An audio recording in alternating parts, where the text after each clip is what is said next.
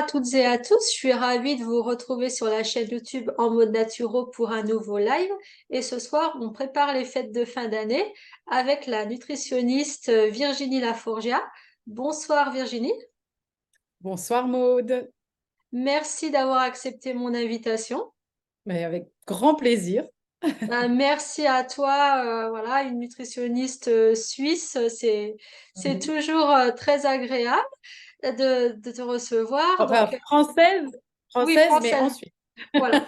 Française d'origine, mais c'est vrai que tu exerces en Suisse et ça fait quand même un moment À Genève. que tu es installée. Et puis, bah, tu es assez connue sur les réseaux, donc ta notoriété déborde la Suisse largement. Alors donc bah, Virginie est nutritionniste et spécialisée dans la prise en charge des troubles digestifs et préférentiellement voilà, la gestion de la douleur, mais pas que. Et c'est pour bah, préparer les fêtes de fin d'année, partager des conseils pour les personnes souffrant de troubles digestifs. C'est vrai que la plupart du temps, quand on souffre de troubles digestifs, bah, on fait attention à son alimentation et on peut avoir mis en place un régime alimentaire adapté qui permet de gérer les symptômes, la douleur, voilà, les désagréments digestifs en consommant tel ou tel aliment. Donc ça, c'est le schéma un peu classique, mais quand on va être amené à manger hors de la maison une alimentation assez différente du quotidien, ça peut poser des soucis, bon, sur le coup digestif, mais déjà en amont, une certaine appréhension, une certaine anxiété. Donc ça, c'est vraiment pour aider les personnes qui sont déjà en train de stresser en imaginant le menu et voilà, en essayant de faire des choix, qu'est-ce que je vais manger, qu'est-ce qui va passer ou pas, que vraiment, voilà, j'ai invité Virginie qui a généreusement accepté l'invitation pour bah, discuter de tout ça et puis surtout bah, bénéficier de tes bons conseils. Donc Virginie, bah, est-ce que tu peux te présenter un petit peu plus en détail parce que nutritionniste en France, voilà, ça veut tout dire et rien dire, mais en Suisse, c'est vrai que c'est beaucoup plus cadré. Donc dis-nous un petit peu ton cursus, ta profession. Alors, donc nutritionniste, pas diététicienne. En fait, j'ai fait une école de nutrition ici à Genève en plusieurs années et j'exerce depuis maintenant un peu plus de 3 ans. D'accord. Et je me suis effectivement spécialisée dans les troubles digestifs parce que bah voilà, de plus en plus de personnes venaient me voir qui souffraient quand même beaucoup. On s'en rend pas forcément compte quand voilà, on donne des consultations un peu généralistes, mais il y a énormément de personnes qui souffrent dans leur ventre et qui en viennent à ne plus avoir une vie normale, en fait, à cause de ces problèmes-là. Donc, moi, ça m'a beaucoup touchée et ça m'a décidé à me spécialiser là-dedans parce que, en fait, il y a quand même beaucoup de choses qu'on peut faire. On peut soulager beaucoup de symptômes. Évidemment, on ne prétend absolument pas guérir quoi que ce soit. On n'est pas des médecins, bien sûr. Une maladie de Crohn, on ne va certainement pas prétendre pouvoir la guérir, mais on peut quand même apporter du confort aux personnes. On peut aider à soulager les symptômes, très clairement. Donc, c'est ça, moi, qui m'a vraiment décidé à me spécialiser là-dedans. Et ça me passionne. Merci effectivement voilà, pour cette présentation et t'as très justement souligné le fait que ce qu'on va partager là, ça fait vraiment pas office de diagnostic, ça remplace pas voilà, les conseils médicaux, c'est vraiment informatif, basé sur notre expérience et puis sur nos cursus, mais qui sont pas médicaux. C'est complémentaire des conseils prodigués C'est par ça. votre médecin, par vos gastro-entérologues et tout professionnel de santé qui est à même justement de mettre un diagnostic, de prescrire des médicaments. Nous, on accompagne.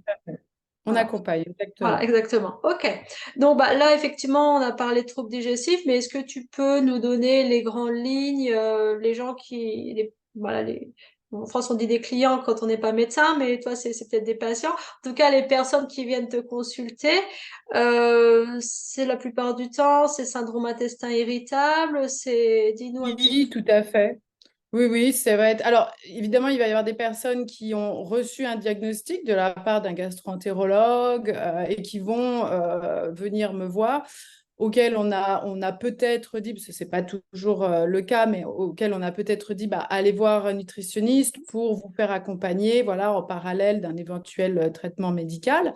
Et puis, il y a aussi les personnes qui n'ont pas du tout reçu de diagnostic, qui sont allées voir des médecins, mais voilà, on ne sait pas trop ce qu'ils ont. On a écarté certaines hypothèses, mais voilà, ils ont toujours mal, ils ont toujours des gaz, des flatulences, ils ne savent pas quoi. Donc, il y a ces personnes-là.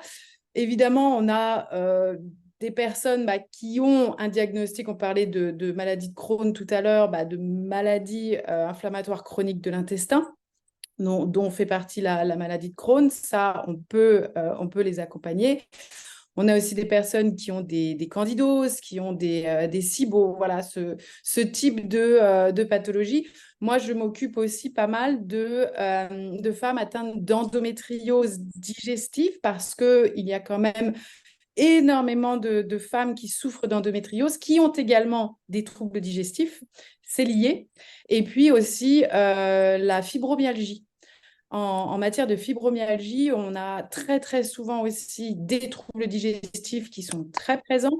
Et là aussi, on peut vraiment aider ces personnes. Donc voilà un peu toutes les pathologies dont je m'occupe. D'accord. Bah, bon, c'est vrai que je me permets une petite précision. C'est vrai que surtout endométriose, quand il y a eu des chirurgies, il y a eu des adhérences au niveau digestif et ça perturbe justement le complexe migrant-moteur. Enfin bref, ça favorise justement le développement d'un SIBO. Donc voilà, c'est vrai que les personnes qui n'ont pas un diagnostic clair ou ouais, qui restent un petit peu en errance thérapeutique, la plupart du temps, on va pas se mentir, elles ont quand même pu s'entendre dire, bah il n'y a rien de lésionnel, c'est dans votre tête, vous êtes stressé. Donc moi, je dis toujours que le problème, il n'est pas dans la tête, loin de là. Par contre, c'est vrai qu'à force de s'entendre ce type de discours, bah, on peut un petit peu justement être stressé de s'entendre dire bah non voilà il y a rien à faire c'est comme ça ma brave dame et c'est vrai que moi je parle bien du nerf vague est-ce que toi aussi tu parles de certains outils de gestion du stress comme la cohérence Oui, cardiaque. très clairement, moi, la cohérence cardiaque, c'est quand j'ai en face de moi une personne qui est vraiment, vraiment très stressée. Après, il y a de multiples profils. Hmm. Hein. Il y a des personnes qui ne sont pas particulièrement stressées. Et puis, il y en a où c'est vraiment, vraiment indispensable. Moi, de toute façon, dans mes accompagnements, il y a un pilier, on va s'occuper du stress. Et puis, chez certaines personnes, ça va vraiment être le nœud du problème.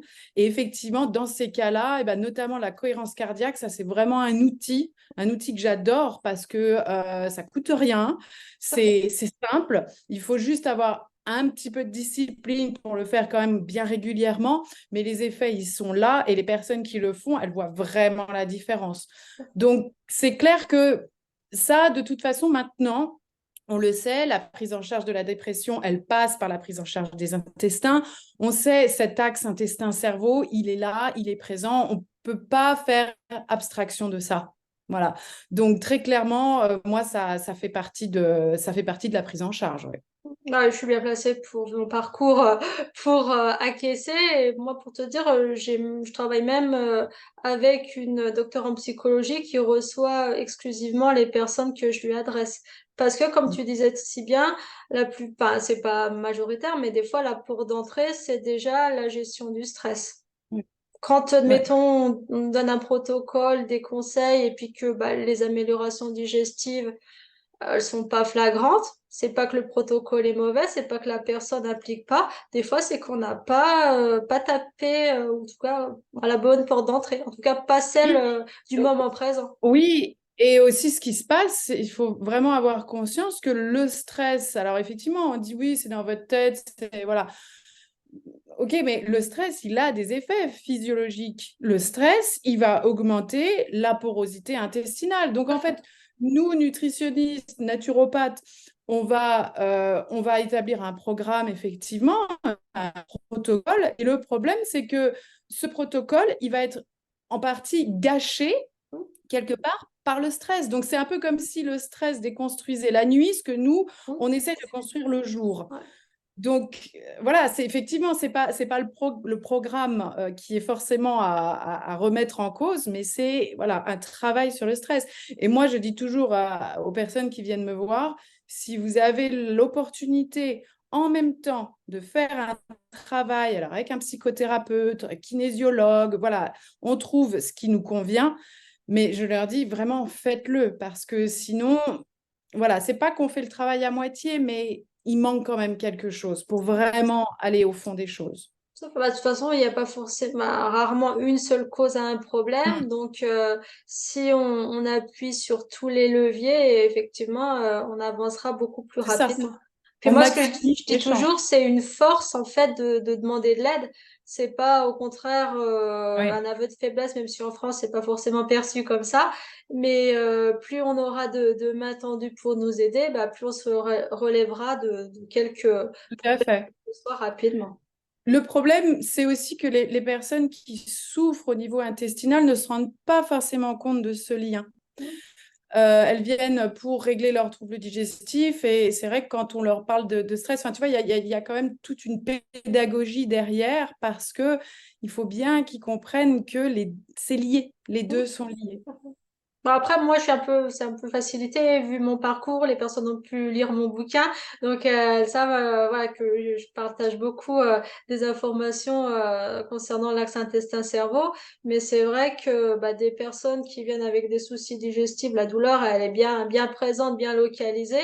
Donc de décentrer, de dire oui, ok, mais il y a des facteurs qui peuvent majorer ces douleurs et puis bah, qui sont pas que digestifs. Des fois, c'est vrai que ça peut être déroutant. En tout cas, c'est pas la réponse immédiate que la personne espère recevoir. Mais bon, voilà. Donc ça, c'est vrai c'est vraiment génial de discuter avec toi parce que On est voilà, alignés. bah voilà, exactement. Donc on est vraiment en cohérence.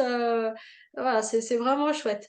Bah, donc pour revenir à nos sujets de troubles digestifs, donc là, les personnes qui sont déjà en train de stresser, effectivement, on peut leur dire bah, que ça va pas améliorer les choses de stresser.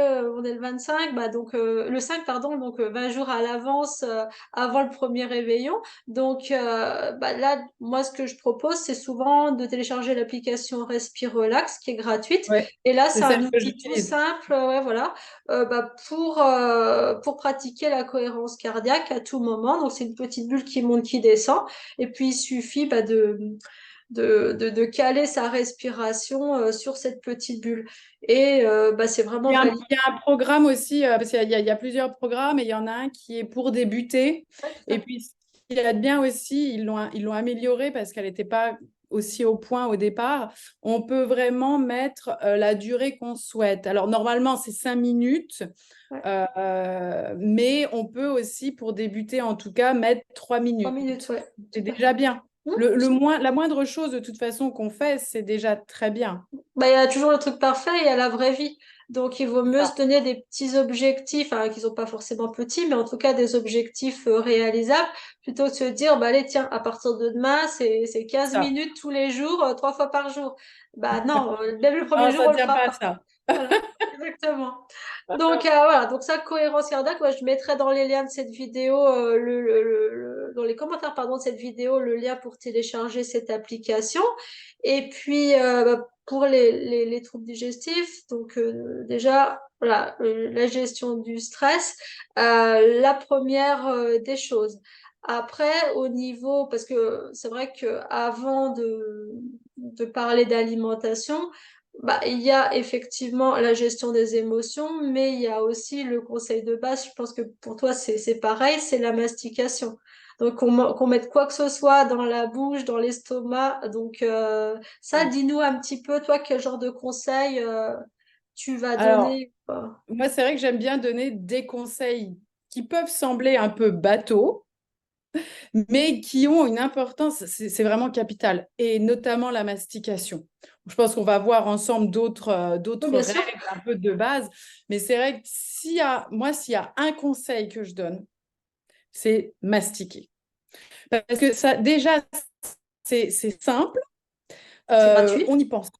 C'est gratuit, évidemment. Simple, gratuit.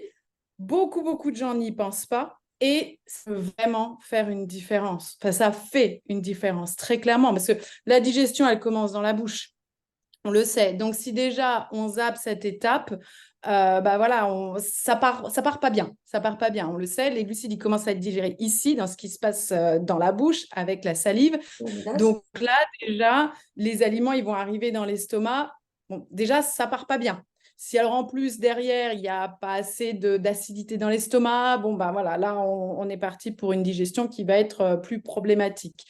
Donc, c'est vrai que la mastication d'un côté, et puis essayer, alors pendant les fêtes, c'est pas facile, mais de manger dans le calme, pas trop vite. Alors, en général, ça dure quand même longtemps. Mais le problème aussi pendant les fêtes, c'est que ça dure longtemps, mais du coup, on mange beaucoup. Mm. Voilà.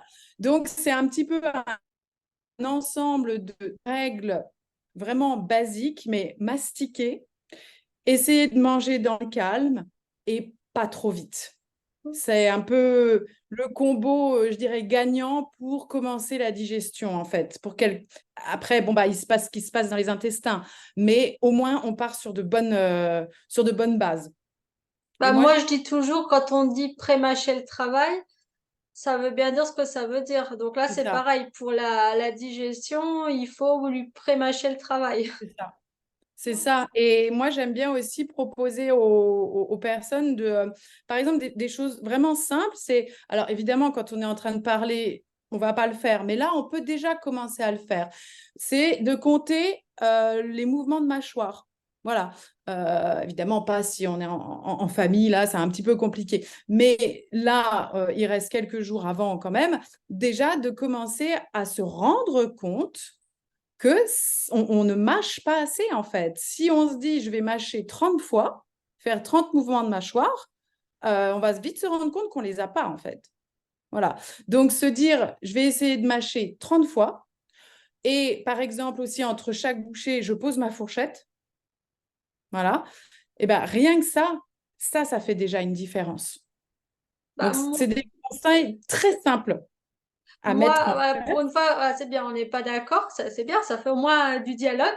Moi, j'ai passé un week-end de formation avec le professeur Castronovo sur la mastication. Donc, quand même, voilà, pas mal, hein. Et bah, c'est vrai que moi, ce que j'ai retenu surtout, c'est que ça peut faire trop de choses aux personnes. Faut compter, faut machiner, faut blabla. Donc, moi, ce que je donne surtout, c'est le repère en bouche. Faut que ce soit réduit à la consistance d'une bouillie bébé parce qu'on va pas forcément mastiquer 30 fois une banane. Bon, c'est pas forcément une alimentation de fête, mais tu vois, ou Oui. une compote ou voilà, que un steak un petit peu dur.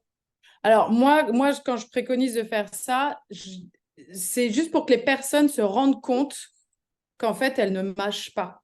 Tu vois, c'est que quand on porte son attention là-dessus et on le fait une fois, tu vois, Oui, on le fait pas, voilà, mais on se rend compte qu'en fait, même des fois, au bout de 30 fois, la nourriture, elle n'est pas forcément liquide. tout à fait, ouais. Voilà. Et alors évidemment, une compote, un fruit, on va pas forcément mâcher 30 fois, mais souvent les personnes justement ont cette prise de conscience.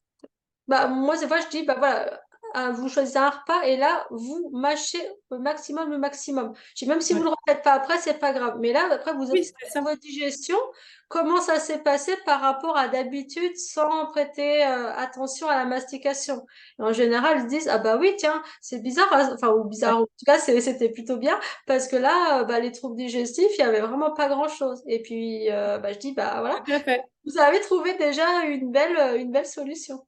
Exactement. C'est exactement ça, c'est avoir cette prise de conscience. Après, bah voilà, des fois on est pressé ou on est en train de parler avec quelqu'un et bah on va pas y penser. Et c'est pas grave, faut pas Oui, non bien plus sûr. voilà se culpabiliser. Mais en tout cas, quand on peut le faire, quand on a le temps, moi je trouve que c'est magique en fait. Oui, tout à fait. Bah, de toute façon, c'est toujours les solutions simples qui donnent les meilleurs effets. Mm. Donc ça, c'est pareil. Et puis bah, la mastication, c'est la seule étape de la digestion sous notre pouvoir. Ouais, tout à fait. L'estomac, on peut pas lui dire vas-y, fabrique-moi de l'acide chlorhydrique. L'intestin grêle, la vésicule biliaire, on peut pas lui dire bah vas-y, libère la bile. Non, après plus bas, on peut plus trop agir. Mais c'est sûr que la bouche, encore comme la cohérence cardiaque, c'est gratuit. C'est très efficace et bah, c'est sous notre contrôle, donc forcément, sous notre pouvoir, pardon. Donc, pourquoi s'en priver? Avant de faire des protocoles, Tout vraiment à de fait. mettre en place des régimes bah, qui peuvent avoir un intérêt, mais c'est sûr que déjà tout ce qu'il y a autour de l'assiette, bah, c'est quand même super important rappeler voilà, ce genre de conseils de base. Alors donc maintenant on arrive à la soirée du du réveillon ou autre. Déjà, est-ce que tu proposes une préparation? Est-ce que la veille il faut soulager plus ou moins le système digestif ou on y va tranquille? Moi, j'aime bien quand les personnes font ce qui leur convient. Alors, encore faut-il savoir Oui, ce qui convient.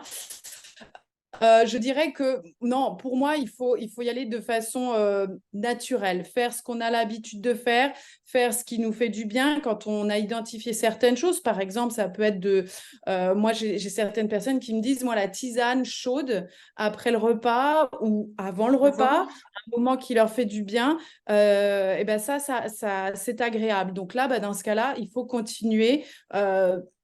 Tant qu'on peut, en fait, et même pendant les repas, s'il y a des choses qu'on aime bien manger, qui nous font du bien, ou un complément alimentaire qui nous fait du bien, bah, on continue. On continue, il n'y a pas de raison de faire différemment. Évidemment, si on peut aussi prévenir ses proches, voilà, parce que bon, des fois, on n'a pas toujours envie d'expliquer, de raconter sa vie. Ça dépend aussi chez qui on va, si ce sont des personnes qui ne sont pas si proches que ça, mais dans la mesure du possible, faire en sorte que bah, voilà, les gens sont au courant. Donc, bon, bah, déjà, on évite les éventuelles réflexions. Et puis, comme ça, on se sent un peu plus libre de faire ce qui est bon pour soi. Moi, alors, en amont, c'est vrai que j'aime bien, tu vois, si par exemple la personne, elle se sent parfois un peu nauséeuse, voilà, elle a des, comment, des, oh, je cherche le mot, pardon, mais des inconforts, voilà, qui vont être au niveau digestif, pas forcément de la douleur, mais des spasmes, voilà, je D'accord. cherchais le mot. Moi, ce que je peux proposer, parce que là, on est le 5 décembre, donc reste quand même encore Ben, une chaud. vingtaine de jours. Voilà. Alors, ce serait de prendre certaines plantes sous forme de, par exemple, il y a des compléments alimentaires qu'on peut diluer dans de l'eau, voilà, des choses qu'on trouve en magasin bio ou éventuellement en parapharmacie. Ça peut être des plantes pour soutenir le foie. Alors, je ne parle pas de détox du foie, parce que je pense que là, c'est peut-être un peu violent. Voilà, ou si on a des troubles digestifs, puis c'est peut-être un peu tard là de préparer ça pour les fêtes, mais éventuellement, par exemple, avec du desmodium, qui est une plante qui va venir vraiment soutenir le foie dans ses capacités de détox, hein, tout le travail qu'il va devoir fournir pendant les fêtes. Ça, je pense que ça peut être intéressant si voilà, on ressent le besoin. Encore une fois, c'est toujours du ressenti. Voilà. Mais moi, je ne partirais pas dans une détox. Ah Hein, oui, je bien pense que sûr. c'est pas du tout le bon moment parce que des fois, on voit ça hein, dans les magazines. Ouais. Avant les fêtes, on va se faire une détox. Comme ça, on se sentira mieux. Moi, c'est pas du tout quelque chose que je recommande. En revanche, je trouve qu'avec cette plante-là, bah, on peut quand même réussir à, sans faire une détox, à vraiment soutenir le foie dans ses capacités. Ça peut permettre voilà, d'arriver peut-être de façon un petit peu plus serein. Voilà. Mais sinon, pour moi, il n'y a pas de choses spéciales à faire en particulier. Alors, je ne sais pas toi, Maude, mais moi, je suis assez fan de bouillon d'os. Bien sûr, Germino. Voilà. Oui. Alors moi, je le fais moi-même. J'explique comment le faire soi-même. Et alors là, pour le coup, je proposerais bien, avant les fêtes, de se faire une petite cure, en fait. Tu D'accord. vois? Bah, Euh, moi, je te dis comment je vois les choses. Donc, pour effectivement déjà la détox, fameuse détox, déjà c'est un terme totalement galvaudé parce que tous les jours on fait une cure de détox, le foie c'est son rôle. Donc Ben oui, voilà, vous dire tout à que fait. vous revendre en plus de la détox, c'est vendre en général des produits avec un bel emballage et qui servent pas forcément à grand-chose. Donc ça déjà, le foie il détoxifie tous les jours. Parfois il peut avoir besoin d'un coup de pouce, mais la détox, c'est un phénomène physiologique. Donc déjà, Mm. ça me semble important de le De préciser. préciser, ouais. Après, le foie, c'est un organe, on appelle ça un organe chaud, qui au top de sa forme, plutôt aux alentours de 39 degrés. Mais en hiver, bah, c'est ce qu'on disait un petit peu en off. Bon, bah, chez toi, il a neigé. À Lyon, il fait pas hyper chaud chaud. Donc c'est pour ça que l'hiver aussi, bah, la bouillotte, c'est très très intéressant pour l'aider à bien fonctionner. Et Tout puis à bah, fait. là, toujours dans cette histoire de chaleur de digestion, moi ce que j'aime bien proposer, c'est des plantes, on appelle ça des toniques amères. Donc c'est des plantes qui vont favoriser le feu digestif. Donc ça peut être la gentiane, ça peut être le gingembre, ça peut être le curcuma, ça peut être voilà des plantes comme ça. Et puis pareil, comme on est toujours dans le chaud, bah, ça peut être une tisane bien chaude, comme tu disais. Après, Oui, oui, oui, ça c'est... le bouillon d'os, moi, je le propose, bah, déjà aussi, c'est chaud. Donc, en hiver, c'est intéressant. Et là, moi, voilà, c'est vraiment ce qui m'intéresse. C'est plutôt le collagène pour favoriser Exactement. la réparation des muqueuses digestives. Et c'est Tout vrai que le à fait. Germino, donc c'est une marque allemande, c'est bio. Et l'intérêt, c'est que c'est sans histamine. Parce que quand on le prépare chez soi, bah, c'est de faire cuire pendant des heures, forcément. Et là, il y a beaucoup de développement d'histamine. Puis en général, ben, on n'en fait pas cuire pendant des heures pour une petite tasse et puis ben, on le stocke. Et là, il y a vraiment développement d'histamine pour les personnes qui ont un problème d'hyperhistaminose pour soit des raisons génétiques ou soit liées à une autre pathologie comme un ciboaméthane. Et ben, l'histamine, on cherche vraiment à le limiter. C'est pour ça que moi, j'aime bien le Jarmino. Mais pour des personnes donc, qui n'ont pas tous ces problèmes-là, ben, effectivement, le bouillon d'os maison, ça permet aussi de donner un sens au fait Oui. de manger, par exemple, un poulet, une volaille. Ben là, on respecte vraiment l'animal. On le remercie d'avoir sacrifié sa vie pour nous aider à construire la nôtre. Et puis, ben, justement, ben, la carcasse, les os, et ben, on l'exploite juste au bout, en tout cas, pour faire notre bouillon d'os. Et ça marche aussi avec les, les coquilles bah, d'huîtres, comme ça va être la saison, voilà, les têtes de poisson. Donc c'est vrai que toi qui es nutri, je pense que tu as tout un tas de recettes à partager à tes Bah, clients. moi, je fais presque... Moi, j'aime pas trop ceux au poisson, je t'avoue. Je préfère ceux vraiment avec les os. Alors, effectivement, la carcasse du poulet du dimanche, hein, ça, c'est parfait. Les os que peuvent donner le boucher, voilà, Au samoal. voilà, exactement. On peut rajouter un os à moelle et puis là, ça fait un élixir vraiment extraordinaire, hein. Encore les choses simples, de base, C'est un peu ça. ancestrales et malheureusement, c'est assez oublié parce que il y a la gélule qui va bien, il y a le beau packaging du nouveau Ça. produit à la mode avec un nom un petit peu instagrammable. Donc malheureusement, ça prend un petit peu le dessus et Ouais, pas forcément tout à les fait. effets intéressants. Donc, bon, ok. Donc là, on a un peu préparé notre organisme. Et là, on arrive à un repas. Je te propose en fonction de certains troubles. Donc, une personne qui souffre de candidose, qu'est-ce qu'elle va s'efforcer bah, d'éviter? Et bon, en fait, c'est éviter, donc ça veut dire c'est remplacé par d'autres aliments. Donc, une personne voilà, que tu accompagnes pour une candidose, qu'est-ce que tu vas lui donner comme conseil alimentaire? Bah, déjà, quand on a une candidose, il va falloir qu'on évite, bon, évidemment, on va éviter le sucre le plus possible, hein. Ça, c'est malheureusement un peu, je dirais, la mauvaise nouvelle quand on a Mais une ça, candidose. c'est au quotidien. Donc, Et au quotidien, tout à fait. Mais c'est vrai que pendant les fêtes, voilà, quand on les a une candidose, tentations sont les fortes pendant. tentations sont grandes et puis on a envie de se faire plaisir et puis les gens autour de nous, ils en profitent et c'est vrai que c'est difficile. Mais voilà, quand on a une candidose, il faut quand même garder en tête que c'est la nourriture du candidat Et du coup, voilà, il faut vraiment faire attention. Après, les fruits, enfin moi, les fruits, je ne les retire pas parce que, voilà, là, sinon, ça devient beaucoup, beaucoup trop compliqué. Pour moi, on peut garder, il vaut mieux que ça prenne un petit peu plus de temps, mais qu'on puisse quand même garder certains plaisirs. Parce que si c'est pour que la personne, au bout de 3, 4 semaines, elle appelle en disant j'en peux plus, c'est trop dur, bon, c'est pas du tout intéressant. Donc, on va garder certains fruits, enfin les fruits quand même d'une manière générale. Moi, j'aime bien laisser quand même un petit peu de chocolat noir, voilà, ce genre de petits plaisirs, ça, on peut les garder sans problème. On va éviter tout ce qui va être, par exemple, un peu la bûche pâtissière. Bon, ça, c'est vrai que c'est quand même assez, en général, très sucré.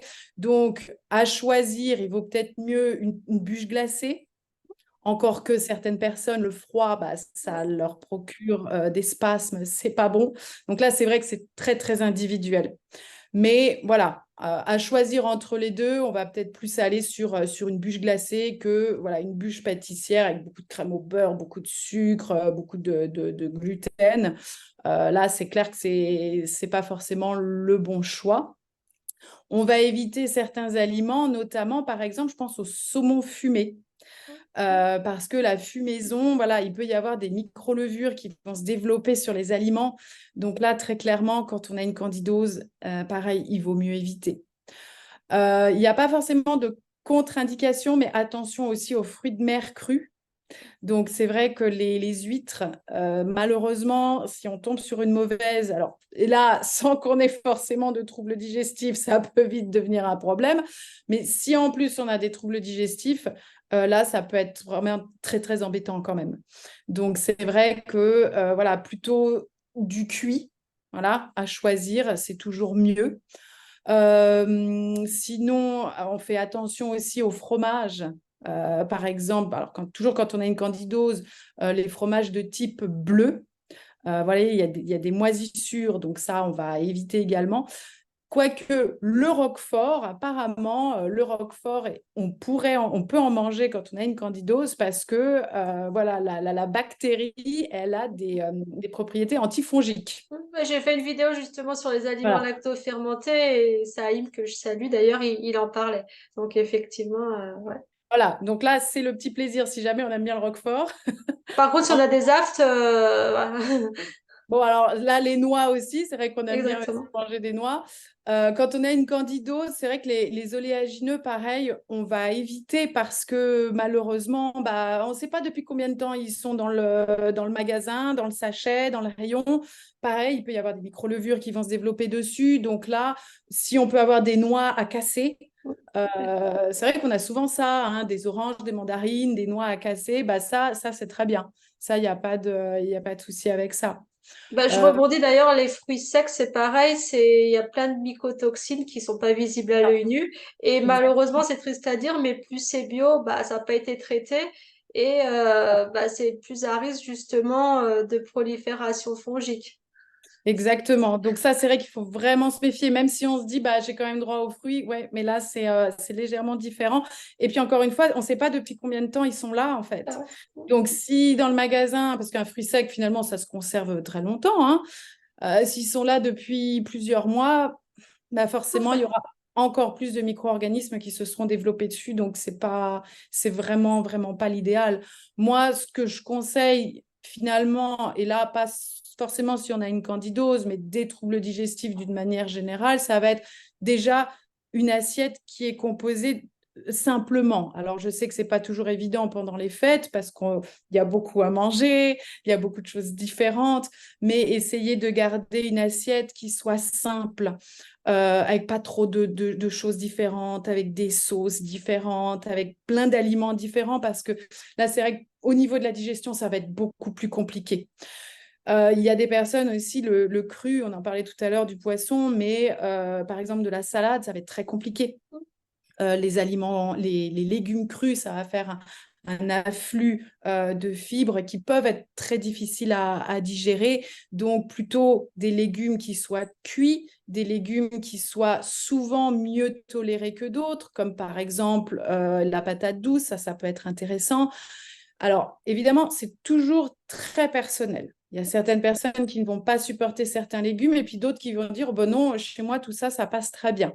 Il y a certains légumes où il y a quand même une majorité de personnes qui se sentent pas bien, hein. Par exemple, les tomates avec la peau, les poivrons, en général, c'est quand même assez compliqué. C'est pas forcément des légumes qu'on a De au moment des saison. fêtes. Comment tu dis, pardon? Oui, je sais pas des légumes de saison Voilà, en c'est pas décembre. des légumes de saison, mais en général, voilà, là, avec la patate douce, souvent les courges aussi, ça passe plutôt bien. Voilà, cuites, ça en général, les intestins apprécient. Et puis, on a aussi des volailles souvent, donc ça, c'est une protéine qui est pas trop grasse. Donc ça peut être aussi tout à fait intéressant. On va éviter ouais, les plats en sauce très gras. Parce que ça, les intestins, ils n'aiment pas trop. Si en plus on a le foie qui est un petit peu en souffrance, là, ça va être très compliqué à digérer, très clairement. Moi, par rapport à la candidose, ce que je rajouterais, c'est aussi d'éviter les pâtes de fruits, les papillotes, tout simplement. Parce que c'est quelque chose qui est quand même en pleine saisonnalité. On en mange une fois par an, en général, à cette occasion. Donc, pour dire que, Malheureusement, ouais, oui. Le c'est sucre, typiquement ce type de sucre euh, blanc, raffiné, ça, tout à c'est vrai fait. que quand on a une candidose, Mm. malheureusement, il faut mettre ça de côté, temporairement en tout cas, Oui, tout mais à fait. ouais, il D'accord. Bon, bah, c'est faut. juste la petite information complémentaire. Donc là, on a vu candidose, donc des personnes qui ballonnent très, très rapidement, très facilement. Qu'est-ce qu'elles vont plutôt éviter? Qu'est-ce qu'elles vont plutôt favoriser? Donc j'imagine plutôt éviter le cru. Voilà, Euh, ça, oui, ou on alors va bien éviter. mâcher. Et après aussi, il y a aussi une question aussi de quantité. Par exemple, même la bûche glacée, Tout si à fait. elle pique une petite lichette dans l'assiette, enfin, on dit ça bien cher en Saône-et-Loire, la lichette, je sais pas si en Suisse vous connaissez, mais Moi, je connais. bon, la petite lichette de bûche glacée dans l'assiette du compagnon, du fils, de la mère ou du voisin, même si on connaît pas, c'est pas grave, on fait connaissance. C'est pas grave, on a goûté, on a ça eu en bouche et on sait pas qu'on s'est serré la ceinture. Ouais, c'est aussi une histoire de quantité. Mais Tout là, à fait. par rapport donc au ballonnement, là, crudité, on évite plus plus. Donc légumes cuits, qu'est-ce On que évite les tu... crudités. On évite. Alors, effectivement, ça, c'est clair que les crudités, voilà, c'est vraiment pas la bonne chose à faire. Surtout, encore une fois, que pendant les fêtes, on a tendance à trop manger, en fait, à manger plus que d'habitude. Donc, c'est là aussi où il faut vraiment rester vigilant. Si on a tendance à ballonner, attention aux portions être intéressant éventuellement de manger dans une tête qui va être plus petite, à se resservir éventuellement, mais que voilà, qu'on n'ait pas énormément de nourriture dans l'assiette parce que bah, machinalement, puis en plus on parle, on s'amuse, on essaye de se détendre, bah, machinalement on va ingérer des portions qui vont être beaucoup plus grosses que d'habitude. Et rien que ça, bah, rien que ça va provoquer des troubles digestifs, des ballonnements en tout genre. Donc, attention aux portions. On a parlé de mastication, voilà, ça, on ne va pas revenir dessus, je pense qu'on est, on est tout à fait Oui, d'accord parce qu'on en a là-dessus. bien parlé. On en a bien parlé. Et attention quand même à l'afflux de fibres. Parce que même les légumes, donc là on parlait des légumes crus à éviter, mais même les légumes cuits, euh, ça fait quand même beaucoup de fibres. Alors attention aussi à ne pas dépasser la dose qui nous convient en fait. Parce que, ok, on a mis de côté le cru, mais on se dit, bon, bah, je vais manger beaucoup de légumes, ça me fera du bien, et puis comme ça, je vais éviter de manger trop gras, trop sucré. Ça va me remplir l'estomac, mais en fait, ça va faire beaucoup de fibres et là, ça va être très compliqué à digérer. Si en plus on rajoute des céréales ou du pain complet qui est riche également en fibres, là, malheureusement, ça fait trop de fibres. Là, ça fait Donc, beaucoup de volume aussi. voilà, c'est ça. Et là, la digestion peut mal se passer avec un ventre qui gonfle, douleur parce que s'il y a des gaz, bah, ça va venir appuyer. Et voilà. Donc, attention à ne pas essayer de compenser en se disant bah, je vais manger des légumes je vais manger des fibres parce que c'est plus sain. Bah, de toute façon, les protéines, c'est vraiment satiétogène, donc il faut mieux manger une bonne portion Voilà, de dinde ou exactement. ben, De voilà, de volaille, volaille, oui. voilà. Exactement. Je pense en composant son assiette, effectivement, voilà, il faut pas essayer de compenser avec les légumes. Là, je pense que c'est pas du tout Tout le à bon fait. calcul. Puisque tu disais la Mm. simplifier l'assiette, moi c'est vrai, c'est quelque chose que je dis souvent parce que simplifier l'assiette, c'est simplifier la tête et les deux. Donc on reste simple dans tous les sens. Donc on va pas se Ça. dire ah ça c'est des protéines, ça c'est des glucides, ça il y a un mix, il y a un machin, est-ce qu'il y a pas du gluten dedans? Non, on sait qu'on met une portion de légumes, une portion de protéines, une portion de féculents ou autre. Donc ça et puis bah plus il y a des aliments différents, plus C'est les ça. enzymes digestives doivent être différentes. Donc le corps, pardon, il doit beaucoup travailler, beaucoup produire d'enzymes, de sucs digestifs différents. Et bah, s'il n'a pas déjà pas beaucoup d'énergie, si les capacités de digestion sont déjà rapidement saturées, c'est vraiment Voilà. Ça la devient saturation. très compliqué. Et puis si en plus derrière on rajoute des chocolats, tu parlais des papillotes tout à l'heure, voilà, et puis Les fantasmes. il y en a eu un apéritif Hmm. avant. On n'a pas parlé de Oui, l'alcool, bah, mais on va y venir, on on va va y tout. venir, voilà. Bon, bah voilà, on se retrouve avec beaucoup de nourriture différente et là, ça devient très compliqué. Un bougli-boulga. Ouais, je sais pas si j'ai bien dit, mais en Voilà, tout cas, on disait ça dans mon enfance. Et alors, c'est ça. là, on a fait déjà candidose, ballonnement, et les personnes très constipées, souvent, elles ont remarqué quand elles, pareil, consomment beaucoup de glucides, ça majore la constipation. Est-ce Oui. que toi, qu'est-ce que tu as Alors, dit comme conseil par rapport à ça? Alors là, c'est vrai que Pardon. bon, en cas de constipation, ça va dépendre si la personne, cette constipation, elle est accompagnée de ballonnement ou pas. Parce que bah là, on a dit qu'il fallait pas manger trop de légumes, parce que sinon, on allait vite ballonner. Le problème, c'est que quand on est constipé, bah, c'est les fibres souvent qui peuvent venir à manquer. Donc là, c'est essayer de trouver un équilibre, je dirais, entre, bah voilà, il faut pas que je ballonne trop, mais il faut quand même apporter des fibres pour justement essayer de ne pas se retrouver trop constipé. Après, il faut penser à bien boire de l'eau. Ça, c'est vrai que pendant les fêtes, on va être porté sur des boissons, alors pas forcément alcoolisées tout le temps, mais voilà, on est plus dans la fête. Et Une c'est vrai boisson que festive.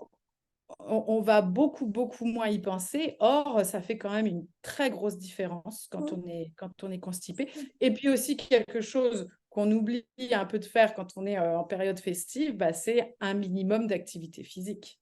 Ouais, très juste. Ça, c'est un minimum de 30 minutes, 45 minutes de marche par jour. Voilà, quand on a de la constipation, ça aussi, ça fait vraiment une différence, hein. Moi, j'ai des patients, enfin des clients qui me disent incroyable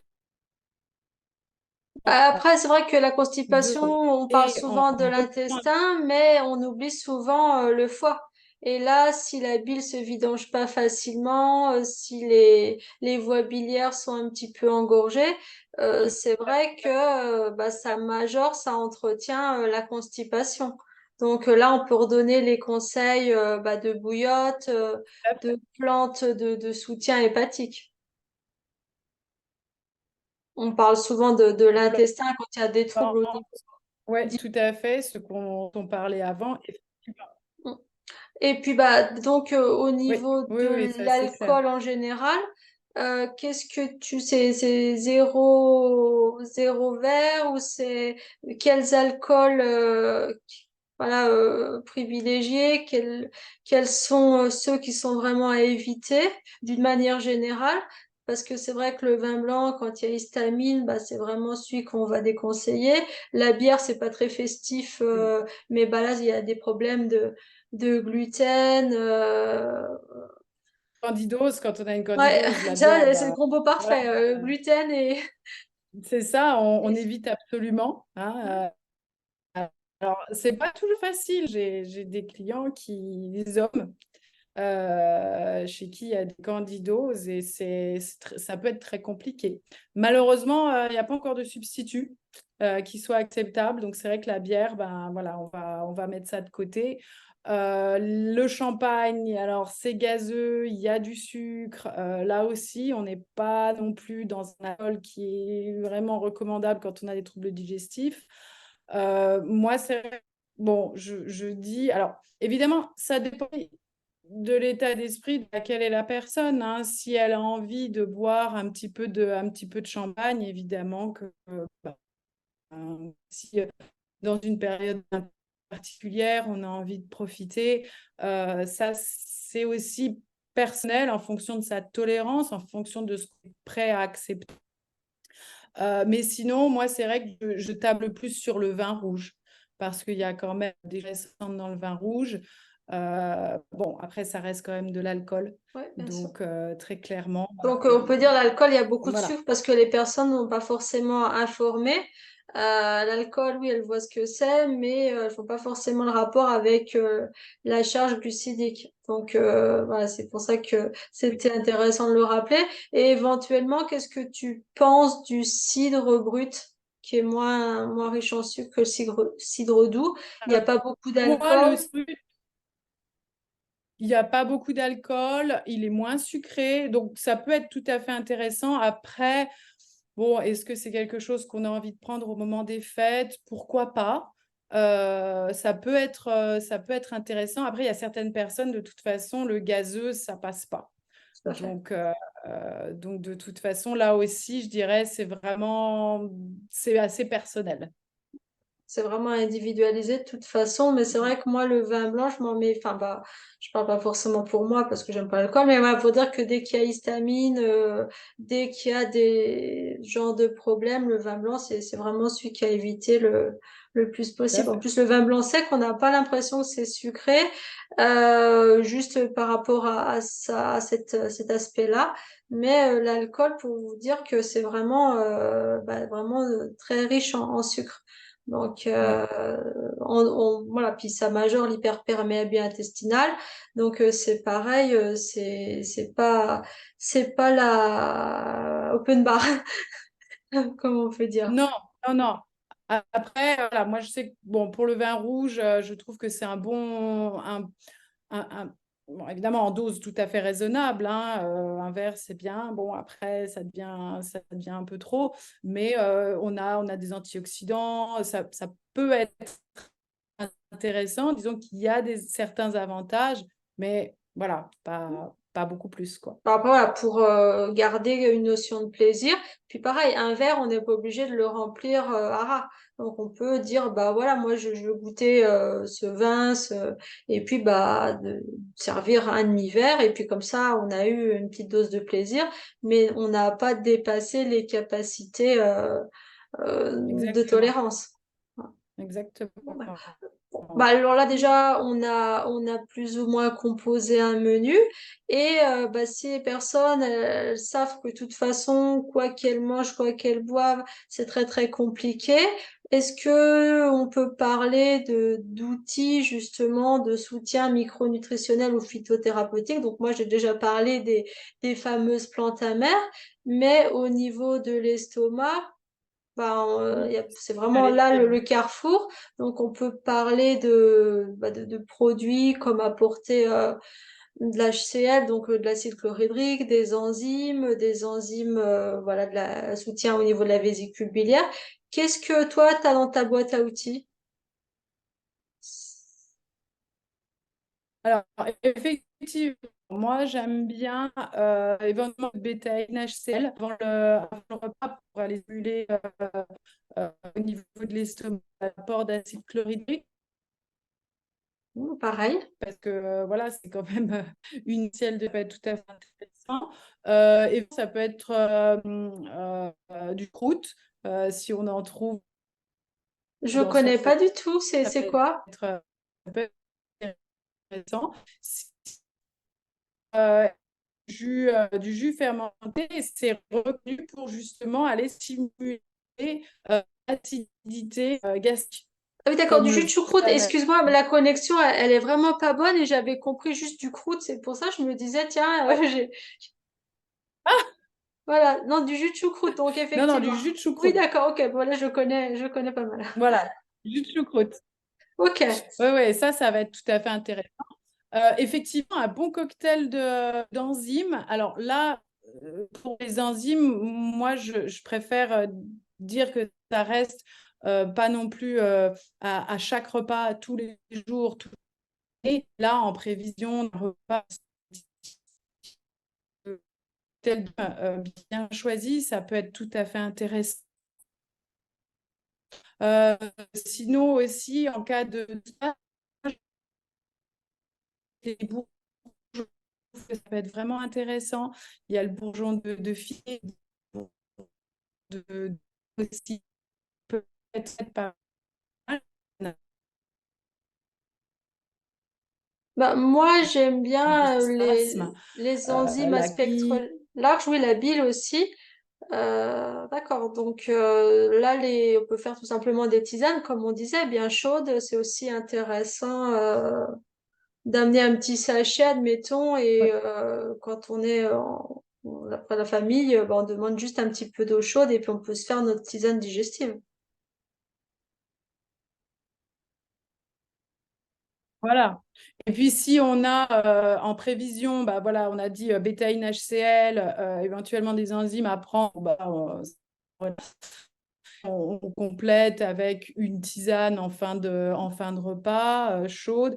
J'avais une cliente qui me disait que elle, le simple fait de mettre la tisane sur la tasse Ouais, sur son ventre, ça lui faisait du bien. non, tout à fait. Voilà, éventuellement, bon, une petite bouillotte, voilà, ça peut vraiment aider. Et puis, ouais, moi, j'aime bien la gémothérapie, les bourgeons, je trouve que c'est pas mal. Quand on a vraiment des douleurs qui surviennent, c'est intéressant. C'est un petit remède un peu premier secours.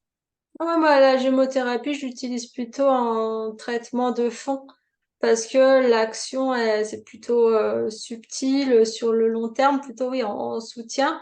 Et bon, après, voilà, on a chacune plutôt nos pratiques et je pense qu'aussi, voilà, on adapte en fonction des personnes qu'on reçoit, évidemment. On n'a pas des protocoles tout faits qu'on applique. Non, bah non. Puis il y a des choses qui vont marcher pour certaines personnes et puis pas pour d'autres. Donc, Puis il y a les encore une fois, préférences des personnes. Il y a des personnes, elles veulent que du liquide, d'autres qui veulent que des gélules, des personnes qui veulent que de la phyto, que de la micronute. Donc effectivement, il faut aussi répondre aux préférences des personnes parce qu'il peut toujours y avoir un effet nocebo. Donc il vaut mieux apporter, enfin, répondre le plus possible aux demandes des ouais. personnes. Donc, bah écoute ça, ok. Et puis le lendemain, si les personnes, voilà, des repas de fête, si les personnes se sentent vraiment pas très bien, qu'est-ce que tu vas conseiller de vraiment mettre le système digestif au repos, de garder un minimum d'alimentation? Qu'est-ce que toi tu Alors, conseilles? oui, moi, en général, mon conseil d'ordre général, ça va être de faire ce qu'on ressent. C'est-à-dire que si on sent que vraiment il faut pas manger, moi, je pense qu'il faut pas se forcer. Très clairement.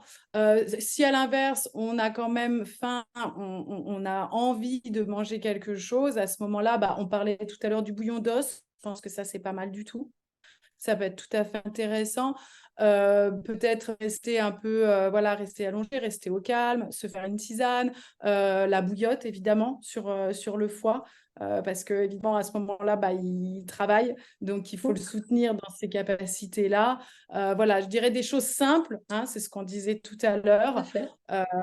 Et puis attendre que l'organisme fasse son travail, fasse ce qu'il a à faire, et puis et évidemment éviter de recommencer tout de suite après. Bon. Bah justement, ça me fait rebondir sur aussi d'écouter les messages du corps, quoi, de manger Voilà. parce qu'on a faim et pas parce que c'est l'heure. Donc en général, enfin la vie quotidienne, on n'a pas trop le choix. On est assez rythmé par les horaires du travail, mais qui dit période de fête de fin d'année, il y a plutôt des vacances et c'est peut-être justement le moment de réécouter les messages que le corps peut envoyer. Est-ce que j'ai faim ou est-ce que c'est l'heure? Ou on peut avoir faim à l'heure du repas habituel. C'est pas du tout un souci, mais déjà se poser la question, comme on disait, conscientiser le fait de mastiquer de manière optimale ou pas. Juste de se demander, bah tiens, enfin chez moi on dit toujours, ah bah tiens c'est l'heure. Ça veut dire c'est l'heure de manger, mais est-ce que ça veut dire, enfin est-ce qu'on se pose la question, est-ce qu'on a faim? Non, c'est Ça. l'heure. Ça c'est des choses un petit peu comme des robots. C'est midi, boum, il faut manger, il faut faire la vaisselle et ça y est, on continue. Mais est-ce qu'on a vraiment faim à midi pile quoi? Et si midi 10, on n'a toujours pas faim, est-ce que la journée est fichue? Ça, c'est des choses, on prend même plus le temps de se poser des questions parce que la vie est tellement rythmée par les tâches à accomplir, les actions, voilà, d'être en retard sur rien. C'est vrai que voilà, c'est bien de laisser au corps le loisir de s'exprimer, puis surtout d'écouter les messages qu'il peut envoyer. Bon, voilà, je pense qu'on Exactement. sera d'accord. Je pense que ça, c'est... ouais. Ah oui, complètement. C'est vraiment, pour moi, c'est vraiment un conseil de base, mais vraiment dans le sens où c'est la base, quoi. Ouais, C'est s'écouter, on mange pas parce qu'on doit manger ou comme tu dis parce que c'est l'heure, c'est mais l'heure. Ouais. Chez on moi, a, ça, c'est voilà, l'heure. Ça veut dire qu'il faut manger, quoi. C'est l'heure, il y a qu'une heure voilà. possible. Si c'est passé de 5 minutes en avant, c'est plus l'heure. Donc, Et d'accord. si ça signifie bah, le lendemain d'un repas quand même très riche, très difficile à digérer, si ça signifie bah, passer la journée entière à se reposer, à siroter des tisanes calmantes, apaisantes, un peu de bouillon d'os, bah, pourquoi pas? Je dirais, il y a absolument aucun problème, il ne va pas se passer quoi que ce soit. Voilà, je pense qu'effectivement, c'est vraiment s'écouter. Bah ouais, exactement. Moi, je pense que c'est la bonne conclusion. Donc, on va dire en naturopathie, on dit 80-20. 80% du temps, on essaye vraiment bah, de respecter les consignes, les conseils qui sont bénéfiques pour nous par rapport aux symptômes qu'on peut présenter. Et les 20%, eh ben, c'est du plaisir parce que Ça, le plaisir, ça fait partie justement de la thérapie dans le sens où c'est la soupape bah, qui fait qu'on va tenir le reste du temps, quoi. exactement. Parce que sinon, enfin, moi je dis toujours qu'un Et repas, il doit être équilibré le plus possible, mais surtout équilibrant. Parce que si on n'a pas la notion de plaisir, qu'on est vraiment dans la contrainte, voilà, dans le petit peu juste respecter la consigne, il manque une nourriture qui est pas alimentaire, qui est pas calorique. C'est la nourriture, en fait, voilà, l'apport de plaisir. Et ça fait partie du repas. Parce tout que à des fait. fois, des Et personnes, elles ont vraiment fait la consigne, elles ont mangé tant de grammes de trucs de machin bio, cuit à la vapeur, les bonnes huiles, les beaux trucs. Mais si elles ont eu aucun plaisir, eh ben, elles peuvent avoir envie de grignoter après. tout à fait. C'est pas un besoin de calories, c'est pas autre, c'est qu'il n'y a pas eu l'apport de plaisir. Et ça, c'est pas quantifiable. C'est vraiment ce que la personne, ce qui lui fait plaisir. Donc, pour dire que ça va pas du tout remettre en question tous les acquis s'il y a un ou deux repas de fête. Non, ça a été quelque chose, bah, justement, un bon moment. On a pris du plaisir, puis après, bah, on reprend les petits efforts pour poursuivre le protocole. Est-ce que tu Moi, vois les choses comme ça bah, ou... complètement. Moi, c'est ce que je dis aux personnes qui viennent me voir, c'est que parce que souvent, il y a quand même un sentiment de Hmm. culpabilité. Et là, je ne parle pas forcément des fêtes, évidemment, mais de toute façon, j'ai fait n'importe quoi ou j'aurais pas dû manger ça. Et c'est pas, moi, je leur dis, c'est pas ce que vous faites une fois qui compte. Ce qui compte, c'est que vous faites au quotidien. Tout à fait. Voilà, donc ça, je pense que c'est vraiment important de garder ça en tête. Comme tu l'as dit très justement, enfin moi je suis complètement d'accord avec ça, ça ne va pas tout remettre en question, ça va tout remettre en cause. Je pense que c'est vraiment important de garder cette notion de plaisir et cette soupape en fait, Ouais, parce tout à fait. que à être trop disciplinée, à être trop rigide, malheureusement, en général, il y a un moment où Ça bah, la craque. vapeur, faut qu'elle sorte, Enfin, quoi. ouais, bah, Voilà. moi, c'est vrai que voilà, voilà, les personnes qui nous regardent, faites-vous confiance, c'est juste un bon moment à passer. Et puis, si le lendemain on n'est pas très bien, bah, c'est pas grave. Ça, la vie se résume pas, les efforts, le protocole, ça se résume pas à Voilà. 1 ou 2 jours une ou 2 journées dans l'année. C'est vraiment voir sur le long terme, quoi. C'est ça. Puis c'est temporaire. De toute façon, il sera toujours temps de redresser la barre derrière.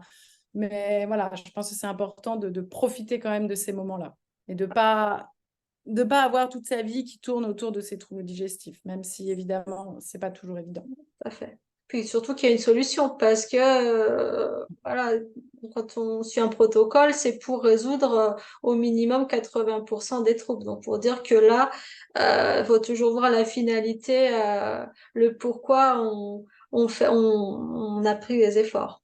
Bon bah écoute, je te remercie vraiment Virginie.